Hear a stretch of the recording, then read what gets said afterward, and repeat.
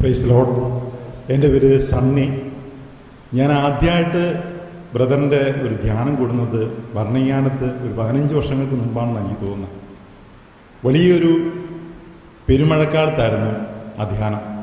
താമസിക്കാനായിട്ട് മുറിയൊന്നും കിട്ടിയില്ല.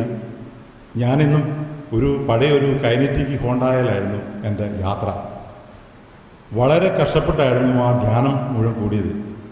ആ ധ്യാനത്തിൽ എനിക്ക് കിട്ടിയ ഒരു ബോധ്യം, പരിശുദ്ധാത്മാവ് നമ്മുടെ ആത്മാവിനോട് ചേർന്ന് വസിക്കുന്നു.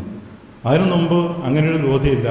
എപ്പോഴെങ്കിലും ഏതെങ്കിലുമൊക്കെ വൈദികരുടെ കൈവപ്പിലൂടെ കിട്ടും, പിന്നെ പരിശുദ്ധാത്മാവ് സ്ഥലം വിടും എന്നുള്ള ഒരു ചിന്തയായിരുന്നു.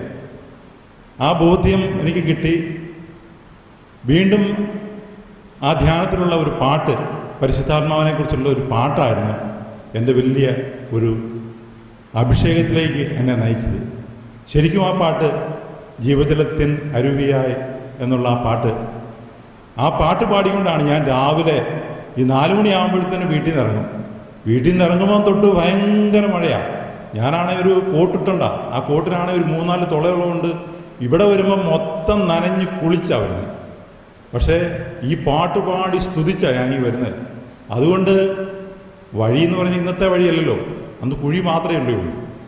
അങ്ങനെ ആ വഴിയിലൂടെ, അപകടം പിടിച്ച ആ വഴിയിലൂടെ ഇത്ര ബുദ്ധിമുട്ടി ഇവിടെ വരുമ്പോഴും അഭിഷേകത്തിൽ ഒന്നിനൊന്നിനൊന്നിന് തിളയ്ക്കുന്ന ഒരു അനുഭവമാണ്.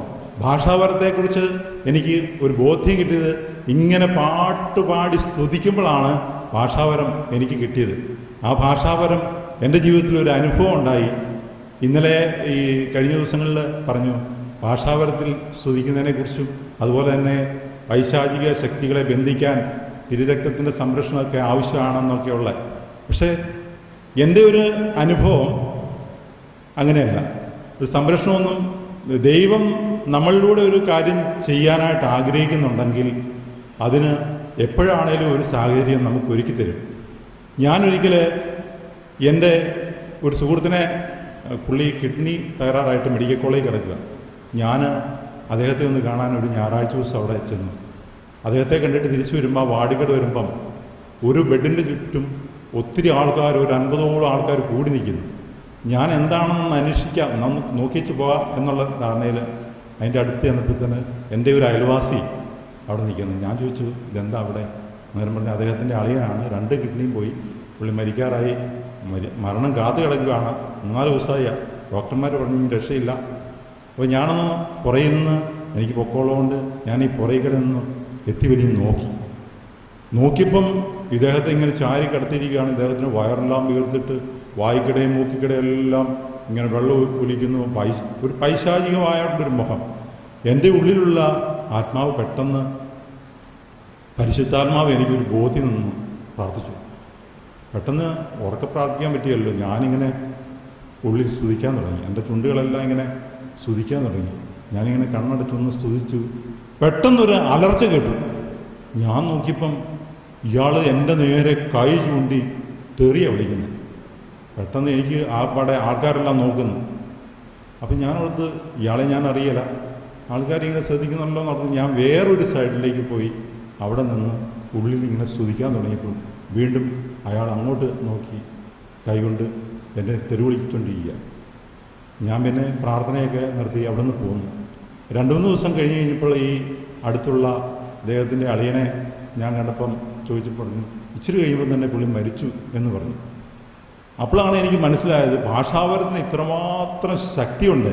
നമ്മുടെ ഉള്ളിൽ ദൈവത്തെ സ്തുതിക്കുമ്പോൾ, ഭാഷാപരത്തിൽ സ്തുതിക്കുമ്പോൾ അത് പിശാചിന് പോലും പെട്ടെന്ന് മനസ്സിലാകുന്നു എന്നുള്ളൊരു ബോധ്യം എനിക്ക് അന്നാണ് കിട്ടിയത്. ഹല്ലേലൂയ. ഈ ഒരു ബോധ്യം എനിക്ക് കിട്ടി.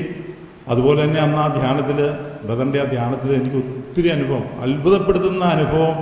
ഈ ആത്മാവിനോട് നമ്മൾ പ്രാർത്ഥിക്കുമ്പോൾ ദൂരെ ഇരിക്കുന്ന ആൾക്കാർക്ക് പോലും പെട്ടെന്ന് ഒരു അനുഭവം കൂടെ ഉണ്ടായ കാര്യങ്ങൾ പെട്ടെന്നൊന്ന് പറഞ്ഞോളാം.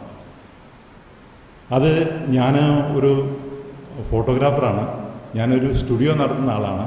അപ്പോൾ എൻ്റെ സ്റ്റുഡിയോയുടെ ഉടമസ്ഥൻ, അദ്ദേഹം ഒരു 80 വയസ്സും 75 വയസ്സും ഉണ്ട്, ഭാര്യയും ഭർത്താവുമാണ്. അവർ പിണങ്ങി കഴിയുകയാണ്. ഓരോ 2 മക്കളുടെ കൂട്ടത്തിൽ 2 പേരും താമസിക്കുകയാണ്. 4-5 വർഷമായിട്ട് പിണങ്ങി കഴിയുക. അപ്പം ബ്രദർ അന്ന് ആരാധനയിൽ ഇങ്ങനെ പറഞ്ഞു, നിങ്ങളുടെ എന്തെങ്കിലുമൊക്കെ കാര്യങ്ങൾ പ്രത്യേകം ബന്ധം ഒക്കെ വേർപ്പെടുത്തി നിൽക്കുന്ന ദമ്പതികൾക്ക് വേണ്ടിയിട്ടൊക്കെ പ്രാർത്ഥിക്കണം. ഞാനിങ്ങനെ ഇദ്ദേഹത്തിൻ്റെ വിവരങ്ങളെല്ലാം എനിക്കറിയാം. ഇടവക ബിഹാരീസിനോട് പറഞ്ഞു, പോലീസ് കേസിൽ നിൽക്കുകയാണ്, എന്നിട്ട് പോലും ഈ കാര്യങ്ങളൊന്നും ഈ ഇത്രയും വല്യപ്പനും വല്യമ്മയായ ഇവർ അടുക്കുന്നില്ല. ഞാൻ ഈ കാര്യം പരിശുദ്ധാത്മാവിനോട് ഉള്ളിലിങ്ങനെ പ്രാർത്ഥിച്ചു, പരിശുദ്ധാത്മാവെ അവർക്കൊരു ബോധ്യം കൊടുക്കണമേ, അവരെ ഒന്ന് സ്പർശിക്കണമേ. ഞാൻ ഈ ധ്യാനം തീർന്ന് എൻ്റെ കടയിൽ വരുമ്പോൾ എന്നെ അത്ഭുതപ്പെടുത്തുന്ന ഒരു സംഭവം ഉണ്ടായി. ഈ അപ്പനും അമ്മയും ഇതാ അവിടെ ഒരു ബെഞ്ചിലിരിക്കുന്നു ഒന്നിച്ച്. ഞാൻ അത്ഭുതപ്പെട്ട് പെട്ടെന്ന് എനിക്ക് അതിശയം. ഞാൻ പെട്ടെന്ന് ഇവരോട് ചോദിച്ചു, ചേട്ടത്തിയോട് ചോദിച്ചു, ചേട്ടത്തി ഇതെങ്ങനെ സംഭവിച്ചു? എൻ്റെ ഏടാവേ, ഞാൻ ഇന്നലെ എൻ്റെ വീട്ടിൽ ഇരിക്കുമ്പോൾ എൻ്റെ ഉള്ളിലൊരു ഭയങ്കര ആദി, ഞാൻ തെറ്റ് ചെയ്തു പോയല്ലോ, എൻ്റെ ഭർത്താവിനെതിരെ കേസ് കൊടുത്തിരിക്കുകയാണല്ലോ.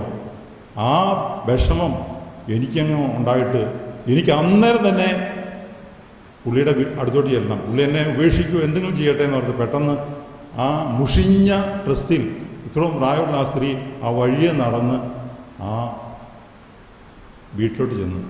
വീട്ടിൽ ചെന്നപ്പം ചേട്ടൻ അവിടെ നിൽക്കുക. ചേട്ടൻ ഈ അമ്മച്ചിയെ 2 കൈ നീട്ടി സ്വീകരിച്ചു. ഹല്ലേലൂയ! അതെനിക്കൊരു ഭയങ്കര ഒരു അനുഭവമായിരുന്നു. ഞാൻ ഈ ചേട്ടനോട് ചോദിച്ചു, ചേട്ടൻ എങ്ങനെയാ ചേട്ടനെതിരെ കേസ് കൊടുത്ത ഈ അമ്മച്ചിയെ സ്വീകരിക്കാനായിട്ട്? എനിക്ക് ഇന്നലെ പെട്ടെന്ന് ഒരു വിഷമം, എങ്ങനെയെങ്കിലും മകൻ്റെ വീട്ടിലോട്ട് ചെല്ലാനായിട്ടൊരു നാണംകേട്. ഇവിടെ വന്നാൽ എങ്ങനെയാണെങ്കിലും സ്വീകരിക്കാൻ ഞാൻ റെഡിയാണ്. അന്നേരമാണ് ഈ അമ്മച്ചി കയറി വരുന്നത്. പ്രിയപ്പെട്ടവരെ, അതിന് ശേഷം അവർ വളരെ സന്തോഷമായിട്ട് ജീവിച്ചു. 2 പേരും ഇന്ന് മരിച്ചു. എങ്കിലും അതൊരു വലിയൊരു അനുഭവമായിരുന്നു. ബ്രദറിൻ്റെ ആ ധ്യാനത്തിലൂടെ എനിക്ക് കിട്ടിയ ഒരു ബോധ്യം, നമ്മുടെ ഉള്ളിൽ ആത്മാവുണ്ട്. നമ്മൾ പ്രാർത്ഥിക്കുമ്പോൾ എത്ര ദൂരെ ഇരിക്കുന്നവർക്ക് വേണ്ടിയിട്ടും അവരുടെ ഉള്ളിലും ആത്മാവ് വസിക്കുന്നു എന്നുള്ള ബോധ്യം എനിക്ക് കിട്ടിയത് അങ്ങനെയാണ്.